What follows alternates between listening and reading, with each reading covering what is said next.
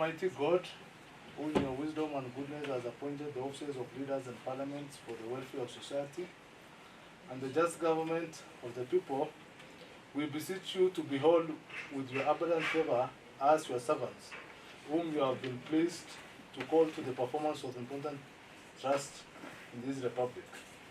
Let your blessings descend upon us here assembled, and grant that we treat and consider all matters that shall come under our deliberations in so just and faithful a manner as to promote your honor and glory, and to advance the peace, prosperity, and welfare of our country and of those whose interest you have committed to our charge.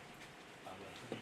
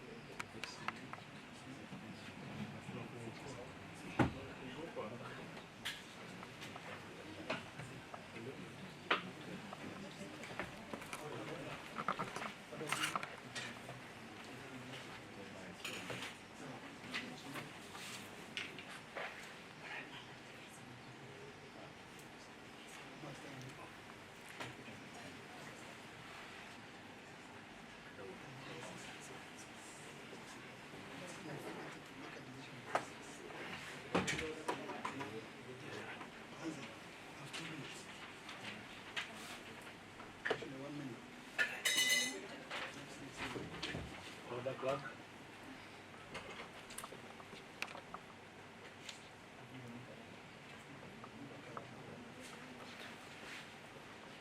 Order number 1, administration of oath. Next order. Order number 2, communication from the chair. Next order.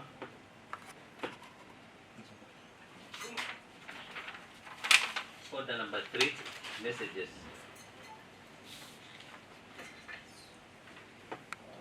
Next order. Order number 4, petitions.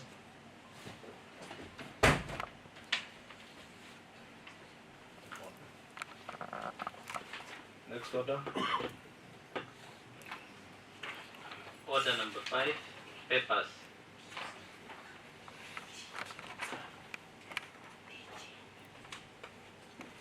Next order. Order number 6, notices of motion.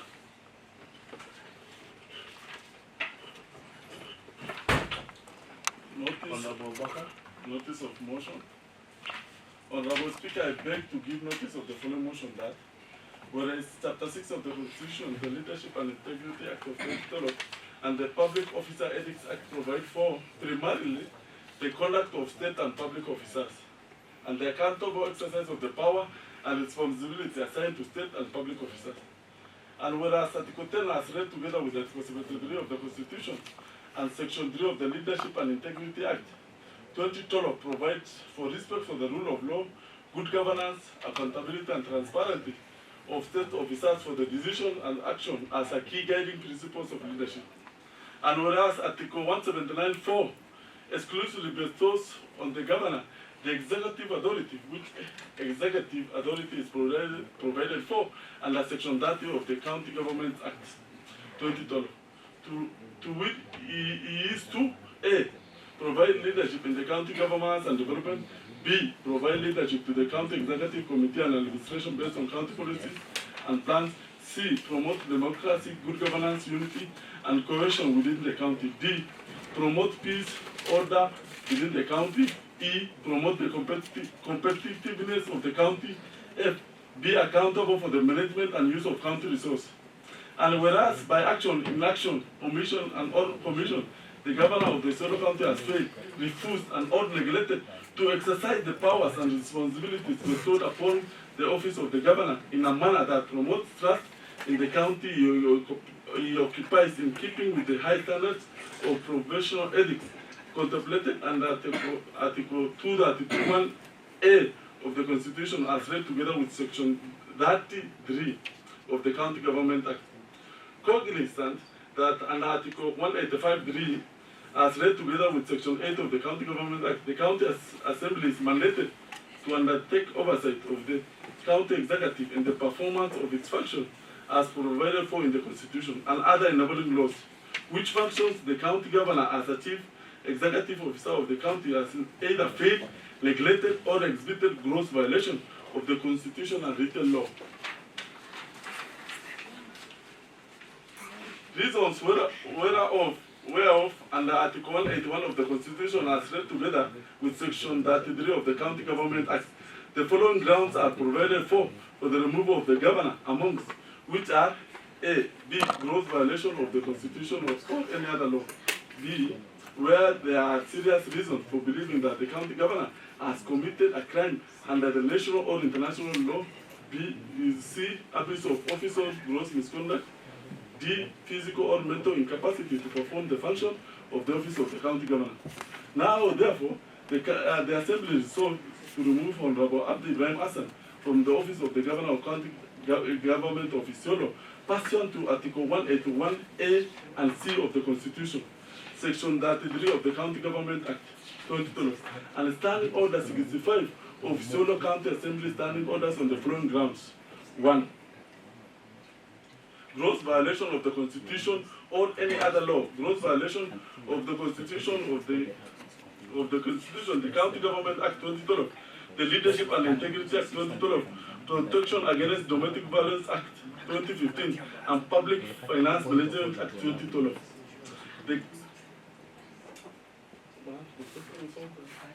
The governor of the Isiolo County has violated Articles 21D. You guys start with a point of order. What is your point of order? Point of order is standing order 31. Unless the speaker for the convenience of the assembly, otherwise direct the assembly members that to extend this house as from now, to extend the house standing up to the end of this business today. Thank you, Mr. Speaker. I stand.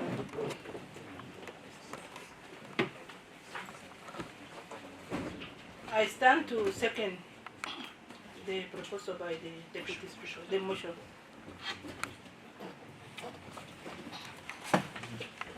Honorable members, I propose the motion for the extension of house business hours from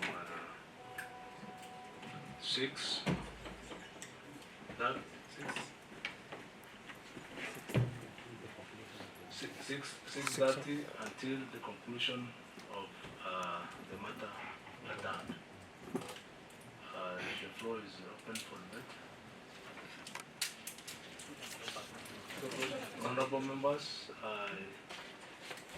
now put the question. The house shall be extended from 6:30 until we conclude the matter at the hand. Will as many of similar opinions say aye? Aye. Those of contrary opinion say nay? The ayes have it. Continue, Honorable Baba. Now, therefore, the Assembly resolves to remove the Honorable Abdi Ibrahim Hassan from the office of the County Governor of Isiolo, pursuant to Article 181(a) and C of the Constitution, Section 33 of County Government Act 2012, and Standing Order 65 of Isiolo County Assembly Standing Orders on the following grounds. 1. Gross violation of the Constitution or any other law. Gross violation of the Constitution, the County Government Act 2012, the Leadership and Integrity Act 2012, Protection Against Domestic Violence Act 2015, and the Public Finance Management Act 2015. The Governor of Isiolo has violated Article 21 21B and E of the Constitution of Kenya on Principles of Public Finance Management and Section 154 of the Public Finance Management Act 2012 and the utilization of bursary funds against the approved budget. The governor has violated the provision of 183 of the Constitution as read together with Standing Order number 186 and Section 123 of the Public Finance Management Act by undermining the authority of the County Assembly, where the governor has refused and or failed to place the resolution of County Assembly or forward and report detailing its inability to do so in line with the Article 183 of the Constitution as read together with the Standing Order 193.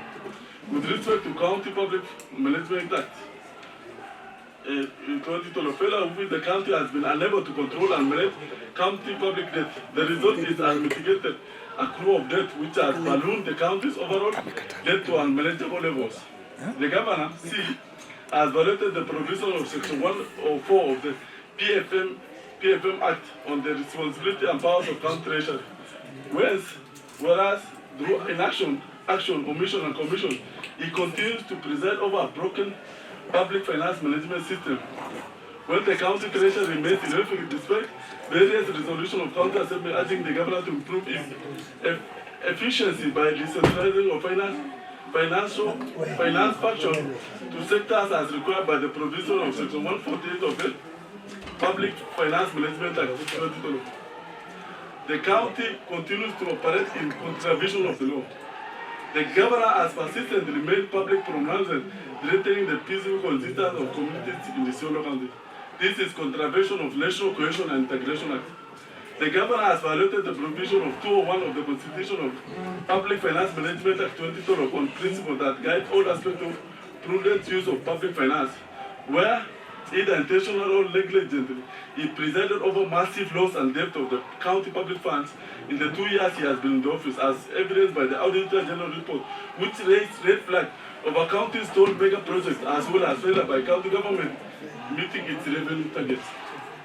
Number 2 is abuse of office.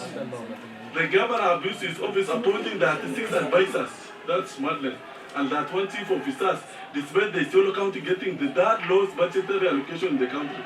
This against prudent use of public resource as exposed under the Article 201 of the Principles of Public Finance.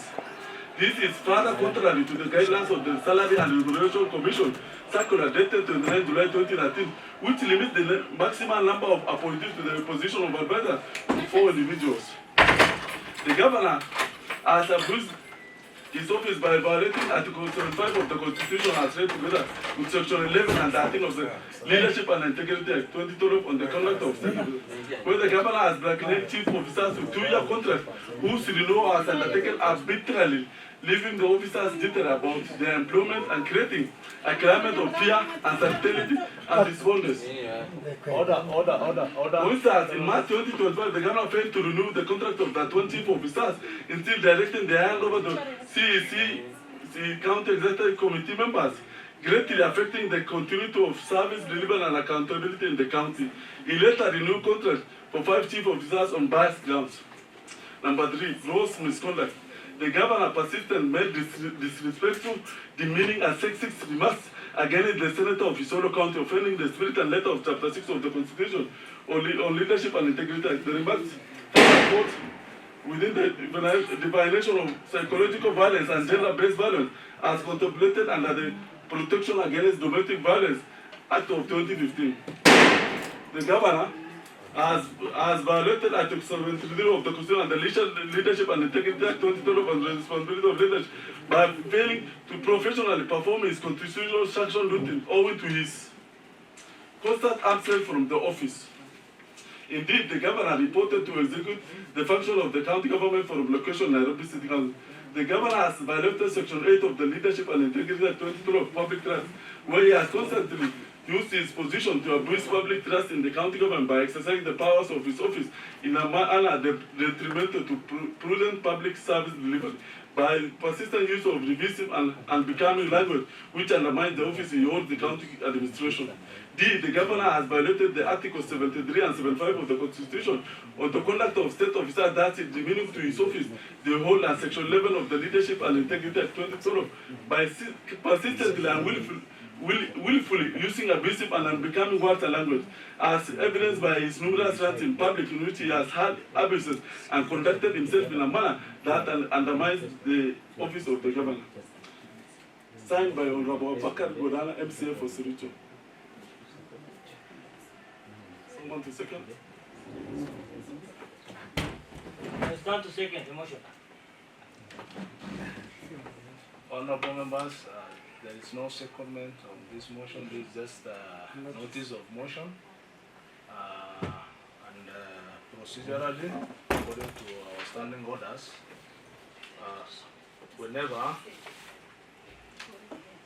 whenever such motion, notice of motion is given, there are certain procedures which are supposed to be followed. Number one, you give 7 days notice. The mover will give 7 days notice. Public participation will be conducted. Giving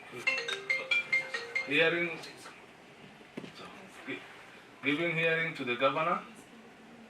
Motion will be placed on the order for debate and approval. If supported by 2/3 of members, the decision will be communicated to the Speaker of the Senate within 2 days. Honorable Abu Bakar. Yes, Speaker. The motion is supposed to be supported by at least 2/3 of the members. Could you give us the names of the members who are in support of this motion for us to move to the next step, please? The motion is supported by Honorable Bakar Abdi Godana, MCA for Sorito Ward. It's seconded by Honorable Major Abdullah Golita, MCA for Tari. The third one is Honorable Beka Bonja, nominated. Honorable Fatuma Abdullahi, nominated. Honorable Nura Mohameduka, nominated. Honorable Francis Letimalo, nominated. Honorable Lorot Nicholas Ewerton, MCA for Burat. Honorable Kamila Warsabe, nominated. Honorable David Waidaka Nyoro, Budapest MCA. Honorable Alima Gole Abgudo, MCA for Chairaf. Honorable Rashid Ali Diba, MCA for Garbatula. Honorable Fozia Jibril, nominated. Honorable Salesio Kiambi, MCA for Babera. Honorable Abdulur Dimajiro, MCA for Kina. Honorable Rahima Abdikadir, nominated. Honorable Peter Losu, MCA for Ngaremara. Honorable David Lemantile, MCA for Oloniro. And lastly, Honorable Amina Enoy. It is a unanimous decision by the entire members of that county assembly. Thank you.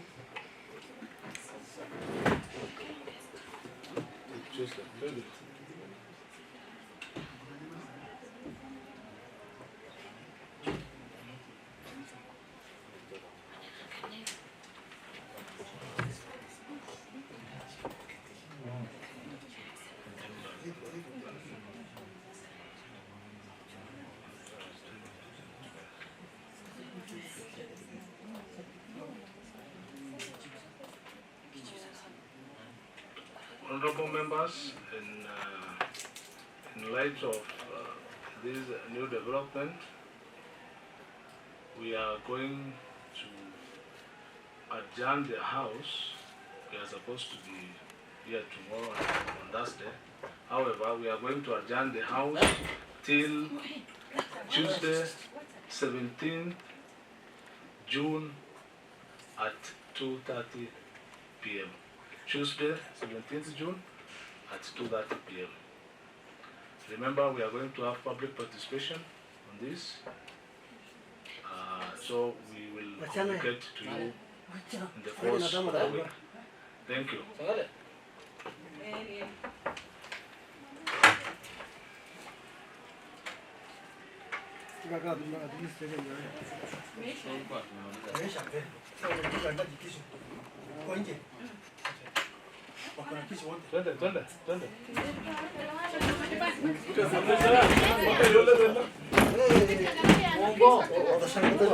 Polisi am te barba security am. Polisi to kola yama. Armaya. Security am. Polisi to kola yama. Unanyorosha watu. Ngoja si kufanya watu. Wewe angalia vile tunafanya watu. Hatuna silaha. Hakuna kitu. Hata tutoke ndio maana alafu Endeni bana. Nani? Ground ni ya kila kabila.